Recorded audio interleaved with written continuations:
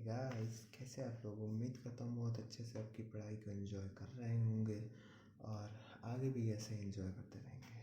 तो चलिए आज का लेसन शुरू करते हैं। तो पहले एक बार देख लेते हैं हमने कल क्या क्या पढ़ा। ठीक है, तो जैसा कि हमारा चैप्टर था कौन सा, मैटर इन आवर सराउंडिंग्स, यानी कि हमारे आसपास के पदार्थ। ठीक है, तो उसमें हमने पढ़ा था कल पदार्थ। पदार्थ किन किन चीज़ों से मिलकर बना होता है। पदार्थ मिलकर बना होता है अणुओं से, और अणु मिलकर बने होते हैं परमाणुओं से। ठीक है, फिर हमने देखा था पदार्थ की कितनी अवस्थाएं होती हैं। पदार्थ की 3 अवस्थाएं होती हैं, ठोस, द्रव और गैस। ठोस वे पदार्थ होते हैं ठोस वे पदार्थ होते हैं जो जिनका आकार हम बाहर से बल लगाकर या जिनको दबाकर हम जिनके आकार में परिवर्तन नहीं कर सकते, और इनके अणु एक दूसरे से बहुत ही मजबूती से जुड़े हुए होते हैं। ठीक है, फिर उसके बाद में आते हैं द्रव। उससे पहले हम देख लेते हैं ठोस के उदाहरण क्या क्या होते हैं। ठोस का उदाहरण है लकड़ी, बर्फ, धातु। धातु में जैसे लोहा, तांबा। ठीक है, इस प्रकार के। और फिर आते हैं द्रव। द्रव में भी जो अणु होते हैं वो आपस में जुड़े हुए होते हैं, लेकिन जो उनके बीच जिस बल से वो जुड़े हुए होते हैं वो थोड़ा वीक होता है, वो थोड़ा कमज़ोर होता है उस बल के मुकाबले जिससे ठोस के अणु आपस में जुड़े हुए होते हैं। ठीक है, तो और द्रव के उदाहरण हैं पानी, तेल या खून और इसी तरह की और चीज़ें। ठीक है, फिर आती है गैस। गैस के अणु आपस में बहुत दूर दूर होते हैं। ठीक है, और ये एक दूसरे से लगभग बिल्कुल फ्री होते हैं। ठीक, तो इसलिए हम गैस को दबा भी पाते हैं आसानी से। ठीक है, तो ये थी पदार्थ की 3 अवस्थाएं। अब हम देख लेते हैं आगे आज हमको क्या पढ़ना है। ठीक है, तो आज हमारा टॉपिक है पहला आज का, पदार्थ की अवस्था में बदलाव।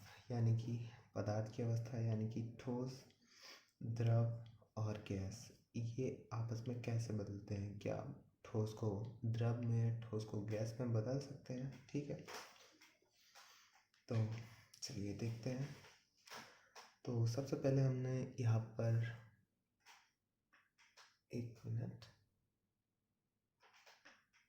अभी ठीक है।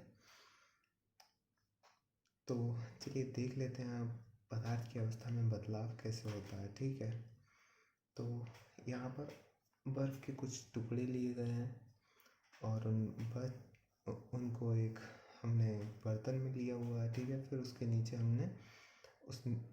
हमने बर्नर से एक आग जला दी है। ठीक है, उसको ऊष्मा दे रहे हैं। ठीक, ऊष्मा देने के बाद में यहाँ पर हम ऊष्मा लिख सकते हैं। जब बर्फ़ के टुकड़ों को ऊष्मा प्रदान की गई तो ये पानी में बदल गए। ठीक है, यहाँ पर तो ये थे ठोस। ठीक, लेकिन जब उसको ऊष्मा दी गई यानी कि उसका तापमान बढ़ाया गया, तापमान में परिवर्तन किया गया, तो ये बन गए द्रव। ठीक है, फिर अब जब हम द्रव को यानी कि पानी को हम गर्म करते रहे, पानी को गर्म किया और उसको और ऊष्मा दी, तो ये पानी बन गया भाप। ठीक है, यहाँ देखिए ये बर्नर, ये पानी हम यहाँ पर इसको गर्म कर रहे हैं बर्नर से। ठीक है, और ये यहाँ पर भाप बन गया पानी। ठीक, तो चलिए आगे देख लेते हैं तापमान का प्रभाव। ये बेसिकली ये तापमान का प्रभाव ही था। ठीक है, पदार्थ पर तापमान का प्रभाव। ठीक है, पदार्थ पर और तापमान का प्रभाव क्या होता है, एक मैं इसका आपको अच्छा सा उदाहरण देता हूँ।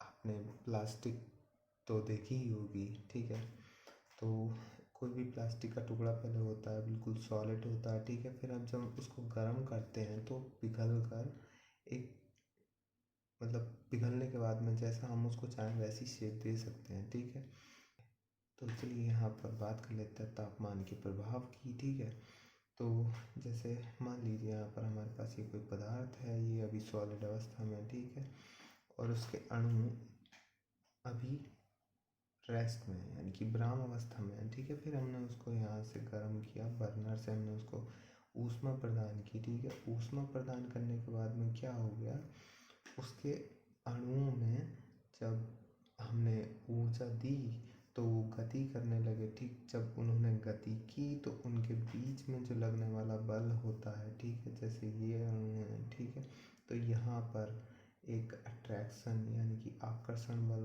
काम करता है, जिससे एक दूसरे से जुड़े रहते हैं, ठीक। तो जब हम ऊष्मा देते हैं किसी भी पदार्थ को तो ये जो आकर्षण बल है ये कमज़ोर पड़ जाता है और अणु एक दूसरे से दूर भागने लगते हैं, ठीक है। सेम यही हमारा सॉलिड के साथ होता है। सॉलिड को जब हम ऊष्मा प्रदान करते हैं तो ये पहले सेमी सॉलिड में बन जाता है। सेमी सॉलिड यानी कि एक तरीके से अब जब हम प्लास्टिक को पिघलाते हैं तो वह ना तो पूरी तरह से तरल होती है और ना ही पूरी तरह से ठोस होती है। तो हम जो वो अवस्था होती है प्लास्टिक की, हम उसको सेमी सॉलिड कह सकते हैं, ठीक है।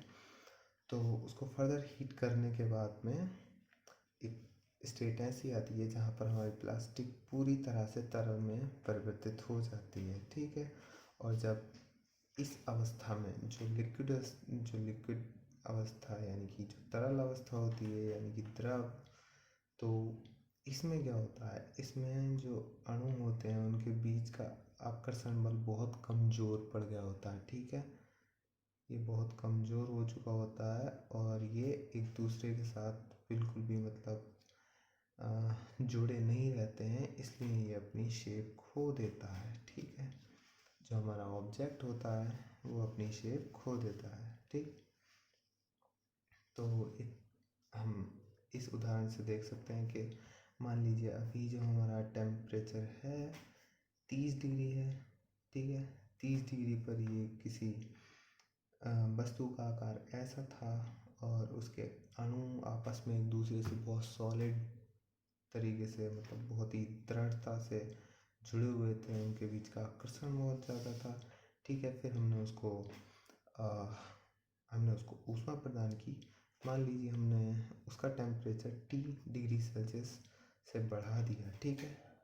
यानी कि यहाँ पर अगर हमने मान लिया यहाँ पर 30 डिग्री है तो यहाँ पर हमने उसका टेम्परेचर अगर 50 डिग्री कर दिया तो 50 डिग्री सेल्सियस करने के बाद में उसकी शेप इस तरह से हुई, ठीक है। उसके जो अणु थे वो आपस में जो अट्रैक्शन जो आकर्षण बल था वो खोने लगे, ठीक। फिर हमने उसको 20 डिग्री और गर्म किया यानी कि हम उसको अब 70 डिग्री सेल्सियस पर ले आए। तो 70 डिग्री सेल्सियस पर ले आने के बाद में उसके अणुओं का आकर्षण बल पूरी तरह से समाप्त हो गया और वो बिल्कुल एक तरल के रूप में हमारा जो यहाँ पर जो सॉलिड था वो यहाँ पर तरल के रूप में आ गया, ठीक। तो ये था तापमान का प्रभाव, ठीक है। अब देखिए मेल्टिंग देख लेते हैं अब मेल्टिंग पॉइंट ऑफ आइस, ठीक है। यानी कि जो हमारा बर्फ़ होता है उसका गलनांक कितना होता है। जो हमारी बर्फ़ होती है वो 0 डिग्री सेल्सियस पर बर्फ़ जो है पानी में बदलने लगती है, ठीक है। ये बर्फ़ 0 डिग्री सेल्सियस पर ये पानी में बदल जाती है, ठीक है। अभी हम बात करेंगे कैसे। तो अब देखिए यहाँ पर एक ध्यान देने वाली बात ये है कि हमारे पास 0 डिग्री सेल्सियस पर बर्फ़ भी होती है और 0 डिग्री सेल्सियस का पानी भी होता है, ठीक है। तो अब 0 डिग्री सेल्सियस पर बर्फ़ और पानी दोनों कैसे हो सकते हैं, ठीक है। अब इनमें कुछ तो अंतर होगा, ठीक है। तो 0 डिग्री सेल्सियस पर बर्फ़ जो है पानी में कैसे बदल जाती है उसके लिए क्या जिम्मेदार होता है, ठीक है। तो यहाँ पर जो होता है सारा खेल होता है गुप्त ऊष्मा का यानी कि लेटेंट हीट का। बर्फ़ 0 डिग्री सेल्सियस पर, पानी 0 डिग्री सेल्सियस पर, ये कैसे होता है, ठीक है। तो इस सब के लिए जिम्मेदार होती है गुप्त ऊष्मा। तो गुप्त ऊष्मा क्या होती है, लेटेंट हीट जिसको इंग्लिश में कहते हैं, ठीक है।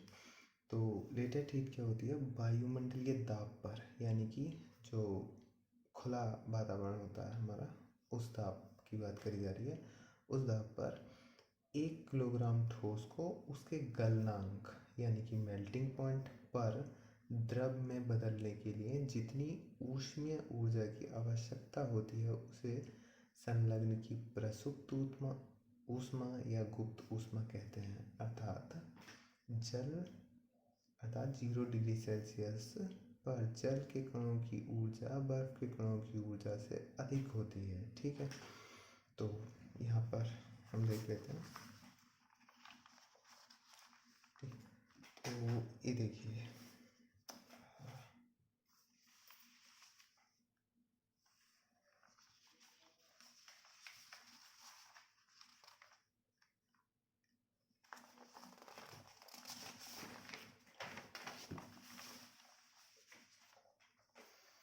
मान लीजिए हमारे पास कोई बर्फ़ का टुकड़ा है, ठीक है, और ये 0 डिग्री सेल्सियस पर है।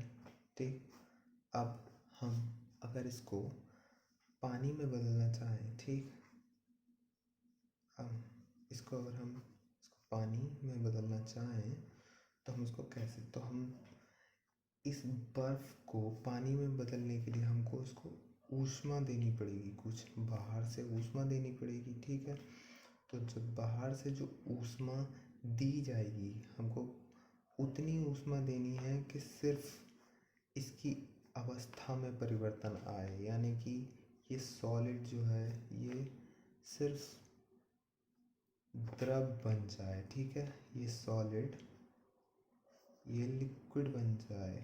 ठीक है, हमको बस इतनी ऊष्मा इस बर्फ़ के टुकड़े को देनी है। ठीक है, लेकिन इस लिक्विड का टेम्परेचर भी 0 डिग्री सेल्सियस ही होना चाहिए। ठीक, यानी कि टेम्परेचर में तो कोई चेंज ना आए लेकिन उसकी अवस्था में चेंज आ जाए। ठीक है, तो हम इस ऊष्मा को ही हम लेटेंट हीट कहते हैं। ठीक, लेटेंट हीट यानी कि गुप्त ऊष्मा।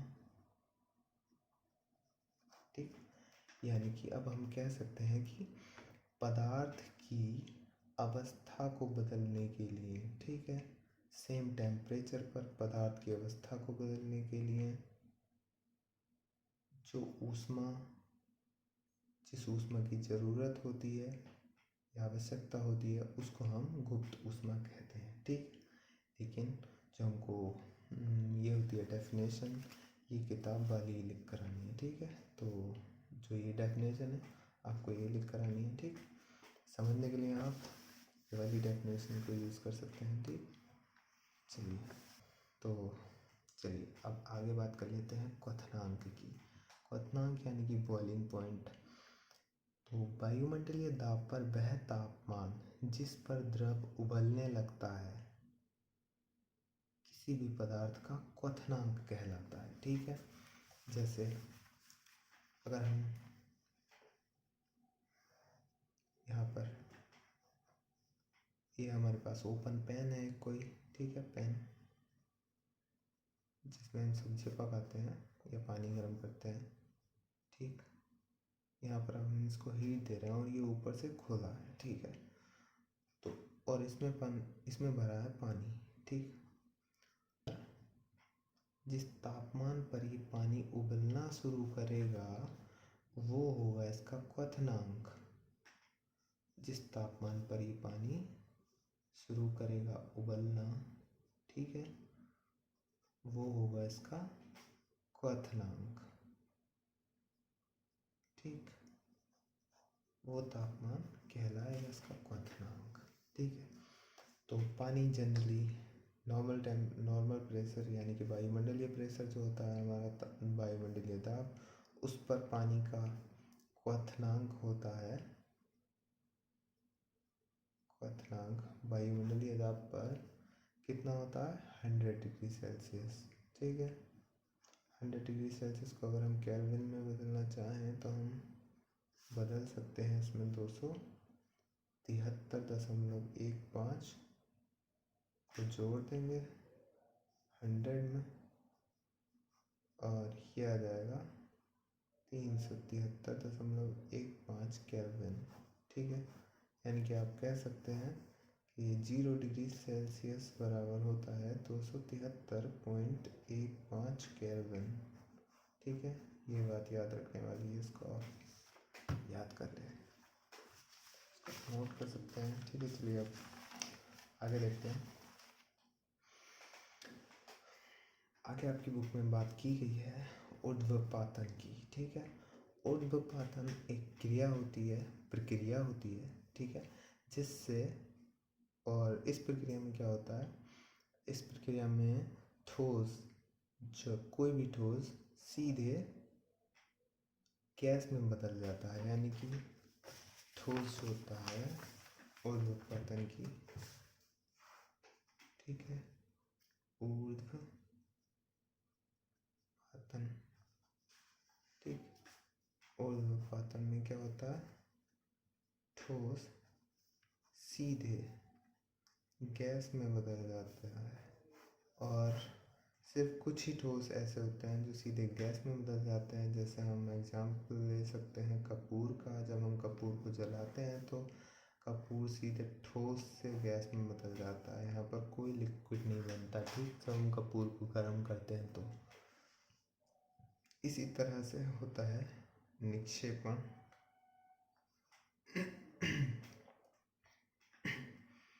निक्षेपण में क्या होता है, गैस जो होती है हमारी वो सीधे ठोस में परिवर्तित हो जाती है, और हमारे पास ऐसा कोई पदार्थ नहीं है जो गैस से सीधे ठोस में परिवर्तित हो जाए। ठीक,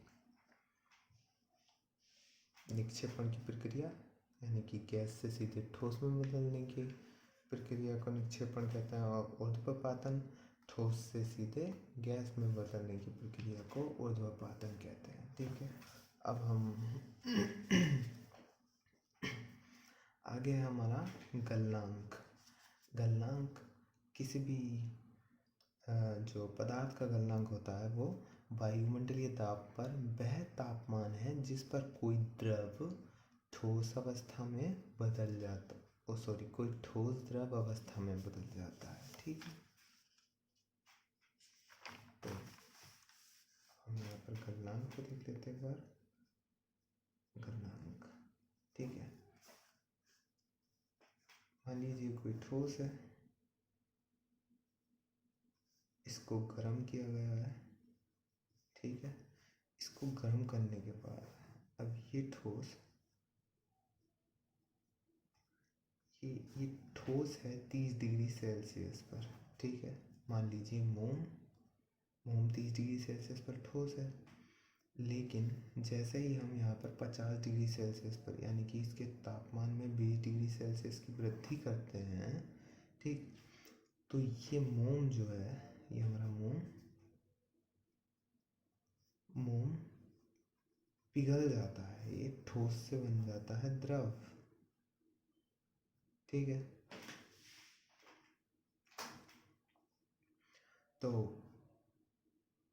50 डिग्री सेल्सियस क्या हो गया हमारा मोम का गलनांक।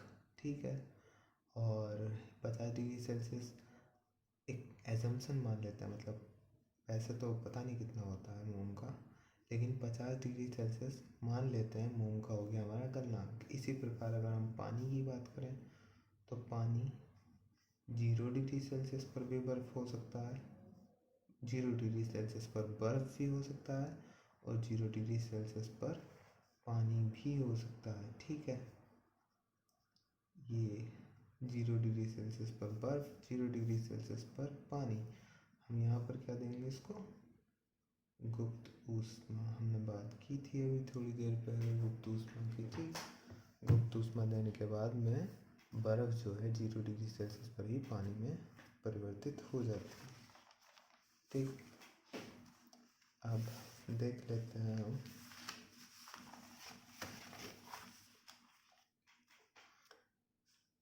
दाब परिवर्तन का प्रभाव, यानी कि जो हमारे जो पदार्थ होता है उस पर जब हम दाब में परिवर्तन करते हैं तो हमारा पदार्थ पर क्या प्रभाव पड़ता है। चलिए हम इसको इस चीज़ से देखते हैं, एक प्रैक्टिकल इस तरह से ले लेते हैं।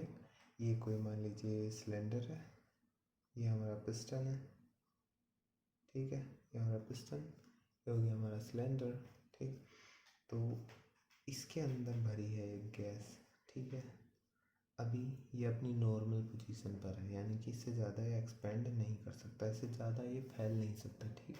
यहीं तक ये फैला है, ये अपनी ओरिजिनल पोजीशन में अभी है, ठीक। अब हमने यहाँ पर मार्क लगाए हैं, ये मार्क 2, ये मार्क 3 और ये मार्क 1, ठीक। सॉरी अगर आपको नहीं दिख रहा है तो,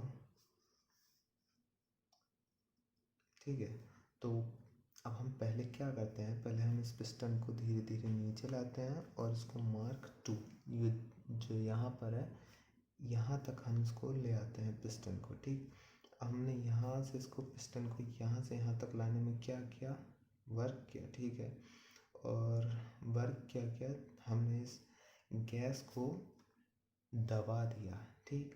दबाने से क्या हुआ, उसके जो अणु थे गैस के वो पास पास आ गए, ठीक है, पास पास आ गए। और फिर हमने और उसको एक बार, मतलब अब हम उसको दूसरे निशान से तीसरे निशान पर ले आए पिस्टन को, ठीक। तो यहाँ पर इसके अणु और पास पास आ गए, ठीक है। तो सेम प्रोसेस बिल्कुल फॉलो किया जाता है हमारा, जब गैस सिलेंडर जो होते हैं हमारे कुकिंग गैस सिलेंडर, उसमें जब गैस भरी जाती है तो जो हमारी एलपीजी जो है वो इनिशियल फॉर्म में जो होती है वो गैसेस स्टेट में होती है, ठीक है, गैसेस स्टेट में होती है। लेकिन हम उसको इतना ज़्यादा प्रेशर पर उस सिलेंडर में भर देते हैं, उस सिलेंडर में इतना ज़्यादा प्रेशर होता है कि वो जो गैस होती है वो उस सिलेंडर में लिक्विड फॉर्म में रहती है, ठीक है। आपने कभी उसको हिलाकर देखा भी होगा तो उसमें जैसा पानी जैसा कुछ हिलने का जो एहसास होता है, ठीक है। तो ये था दाब का प्रभाव, यानी कि जैसे जैसे हम दाब बढ़ाते रहते हैं और उसके जो गैस के अणु हैं आप वो पास पास आते रहते हैं, ठीक है, और पास और पास और पास आते रहते हैं। और एक स्टेट ऐसी आती है जब जो गैस है हमारी वो बदल कर एक लिक्विड में परिवर्तित हो जाती है, ठीक है। फिर अगला है बाष्पीकरण। बाष्पीकरण क्या होता है, चलिए, बाष्पीकरण होता है वेपराइजेशन, यानी कि क्वथनांक से कम तापमान पर, यानी कि जो उसका बॉइलिंग पॉइंट होता है, जैसे जल का बॉइलिंग पॉइंट कितना होता है 100 डिग्री सेल्सियस, तो 100 डिग्री सेल्सियस से पहले ही अगर पानी भाप बन जाए तो उस प्रक्रिया को हम बाष्पीकरण कहते हैं, ठीक है। तो इसकी डेफिनेशन कुछ इस तरह से दी हुई है, क्वथनांक से कम ताप पर द्रव के वाष्प में परिवर्तित होने की प्रक्रिया को बाष्पीकरण कहते हैं, ठीक। ये पानी को छोड़, मतलब पानी के साथ साथ और दूसरी चीज़ों पर भी लागू हो सकती है पूरी जो हमारी परिभाषा है, ठीक है। तो समझ तो आ ही गया होगा आपको बाष्पीकरण क्या होता है, यानी कि हम यहाँ पर ये देख लीजिए एक बार, ये इसमें पानी है, ठीक है, 30 डिग्री सेल्सियस पर उबलता कितने पर है, उबल के भाप कितने डिग्री पर बनने लगता है, 100 डिग्री सेल्सियस पर, ठीक है, 100 डिग्री सेल्सियस पर। लेकिन अगर ऐसा हो कि 100 डिग्री सेल्सियस तक जाए ही ना और पहले ही भाप बनने लग जाए,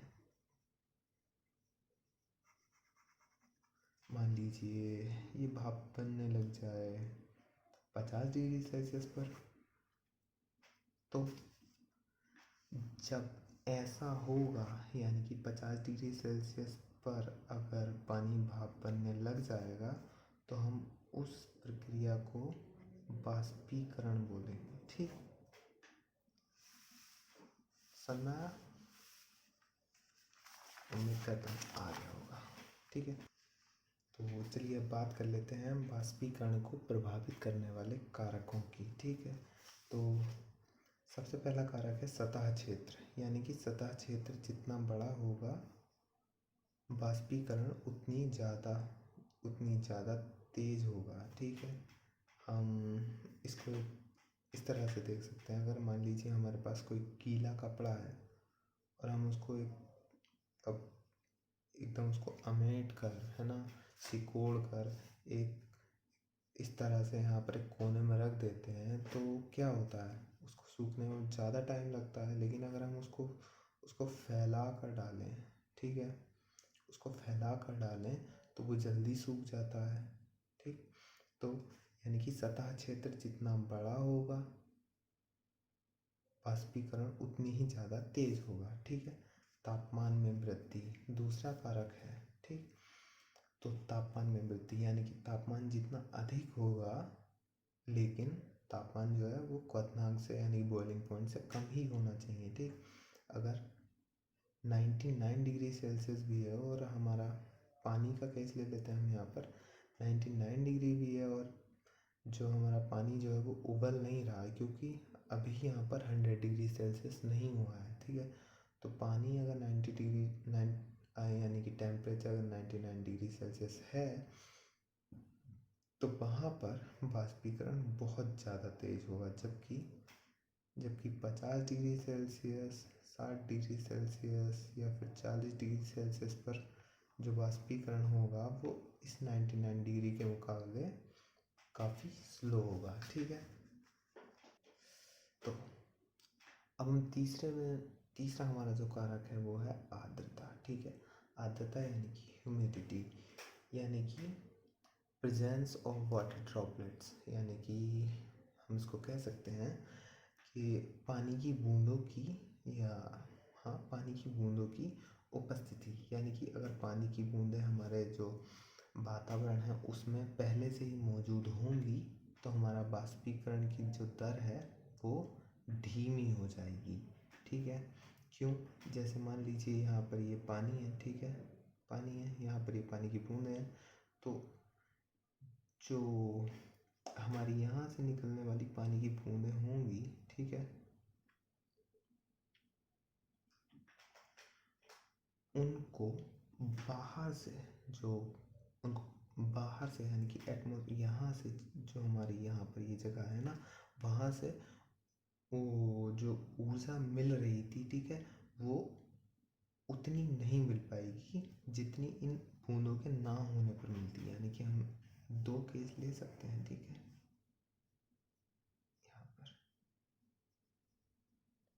यहाँ पर ये पानी के अणु हैं, ठीक है, यहाँ पर कोई पानी की बूंदें इसमें उपस्थित नहीं है। ठीक है, तो जब नहीं है तो यहाँ पर क्या होगा, यहाँ पर जो ऊष्मा है वो सीधे इन अणुओं के पास जाएगी।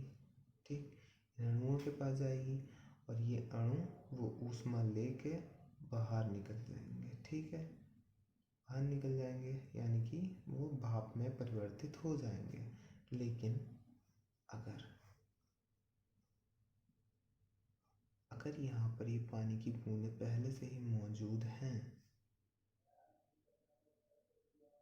ठीक, ये पानी है और ये यहाँ पर पानी की बूंदें जो हमारे वातावरण में हमेशा रहती हैं वो पहले से ही मौजूद हैं और ज़्यादा हैं, तो क्या होगा, यहाँ से जो यहाँ पर ऊष्मा थी वो इन बूंदों के पास भी जाएगी। ठीक, इन बूंदों के पास जाएगी तो यहाँ की ऊष्मा जो है वो कम हो जाएगी यहाँ के मुकाबले। ठीक, तो जब ऊष्मा कम हो जाएगी तो इनको जो इनके लिए ज़रूरी ऊष्मा है वो इकट्ठा करने में ज़्यादा टाइम लगेगा। ठीक, तो इसलिए इसलिए आर्द्रता जब वातावरण में ज़्यादा होगी तो वाष्पीकरण की जो प्रक्रिया है वो हमारी स्लो हो जाएगी। ठीक, चलिए, अब चौथा है इसका फैक्टर जो इसको अफेक्ट करता है वो है वायु की गति। ठीक, ये वायु की गति यानी कि विंड स्पीड। तो हवा कैसे, चलिए देख लेते हैं। आपने नोटिस किया होगा कि जो हमारे बरसात का मौसम होता है, ठीक है, तो हम जब कपड़े सुखाते हैं, एक आर्द्रता वाला एग्जाम्पल भी दे देता हूँ मैं आपको। तो जब बरसात के मौसम में आपने देखा होगा कि कपड़े या हाथ पैर जब भी हमारे भीग जाते हैं तो वो गर्मियों के मुकाबले काफ़ी जो है देरी में सूखते हैं, ठीक है। और आपने ये भी देखा होगा कि कई बार आपके कपड़े सूख रहे हैं, ठीक है, तो आपके पंखा चला दिया जाता है, आपकी मम्मी पंखा चला देती हैं, ठीक है, फैन चला देती हैं, ठीक। तो वो पंखा जो है क्यों चलाया जाता है, वो पंखा इसलिए चलाया जाता है कि ताकि यहाँ से जो निकल रहे हैं हमारे भाप यानी कि पानी के अणु वो उस हवा के साथ मिल जाएं, जल्दी से वहाँ से चले जाएं, ठीक है। और दूसरी जो हमारी फ्रेश एयर है, जो बिना पानी की बूंदों के साथ है, बिना भाप के साथ है, वो आए और आने के बाद में उसके कांटेक्ट में आए इस कपड़े के, और फिर वहाँ से भाप को लेकर वो निकल जाए अपने साथ, ठीक है। तो इस तरह से विंड स्पीड जो है वो वाष्पीकरण को प्रभावित करती है, ठीक है। अब अगला है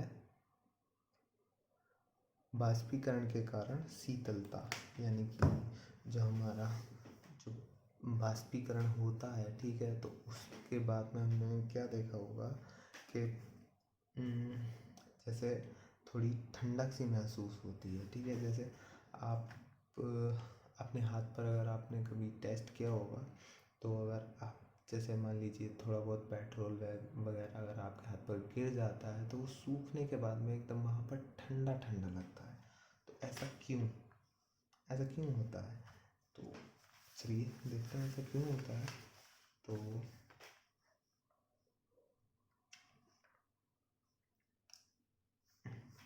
ओके, यहाँ पर ये मान लीजिए ये कोई पेट्रोल की बूंद पड़ी है, ठीक है, ये कोई सरफेस है, यहाँ पर पेट्रोल की बूंद है।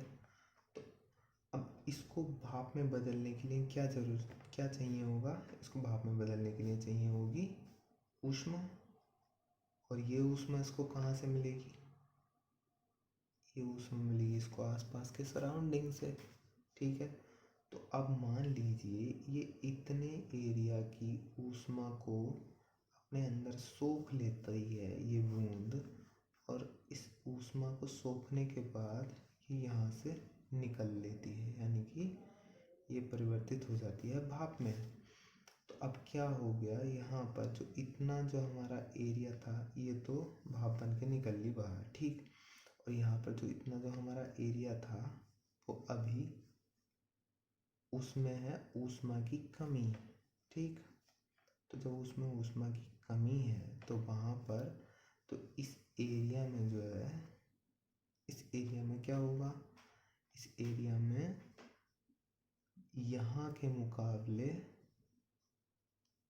ऊष्मा कम होगी। ऊष्मा कम होने का मतलब क्या है, यहाँ का टेम्परेचर कम होगा, ठीक। तो जब यहाँ पर टेम्परेचर कम होगा तो यहाँ पर हमको क्या, यहाँ के मुकाबले ठंडक दिखाई महसूस होगी, ठीक है, यहाँ पर ठंडक महसूस होगी, ओके। तो इसी वजह से वाष्पीकरण के कारण जो हमें कूलनेस का एक इफेक्ट जो है, शीतलता जो हमको वो महसूस होती है, ठीक है। और हम इसके और उदाहरण देख सकते हैं, जैसे द्रव के कण अपने आसपास की ऊर्जा को अवशोषित कर लेते हैं, ठीक है, उस वजह से वाष्पीकरण के कारण हमें शीतलता महसूस होती है, ठीक। और एग्जाम्पल है इसके, गर्मियों में पानी छिड़कना, ठीक। तो गर्मियों में जब हम पानी छिड़कते हैं तो हम क्यों छिड़कते हैं? तो जब हम गर्मियों में पानी छिड़कते हैं, जैसे ये पानी की बूंदें हैं मान लीजिए, ठीक। तो जब ये पानी की बूंदें बाहर से ऊष्मा को अवशोषित करेंगी, ऊष्मा को ग्रहण करेंगी, ठीक है, और ऊष्मा को ग्रहण करने के बाद में ये बन जाएंगी भाप, और यहाँ पे हो जाएगा टेम्परेचर कम, ठीक। यानी कि यहाँ पर मिलेगी हमको गर्मियों में ठंडक, ठीक है। तो इसलिए हम छिड़कते हैं पानी गर्मियों में, ठीक।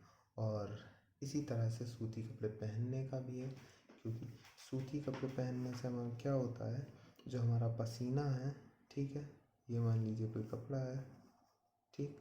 तो सूती कपड़े में क्या होता है, ये हमारा सारा का सारा पसीना हमारा जो है ये सूती कपड़ा सोख लेता है, ठीक है। तो अब इस कपड़े में बना हुआ है, भरा हुआ है हमारा पसीना, ठीक।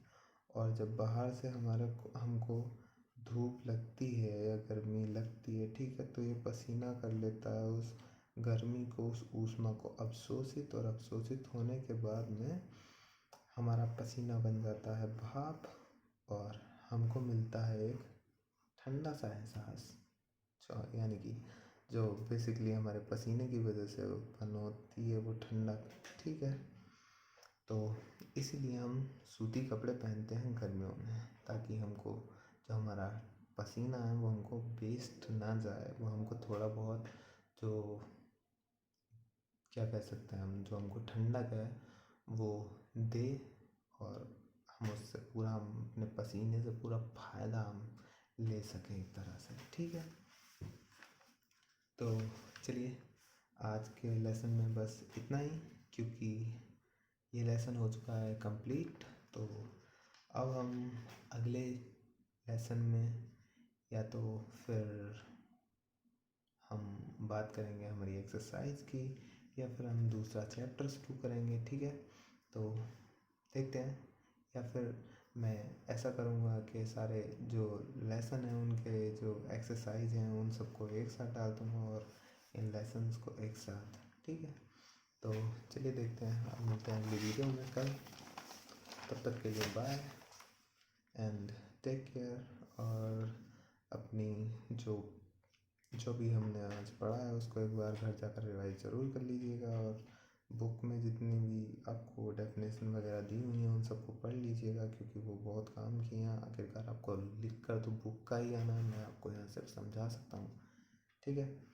तो चलिए, गुड बाय, टेक केयर, मिलते हैं अगली वीडियो में।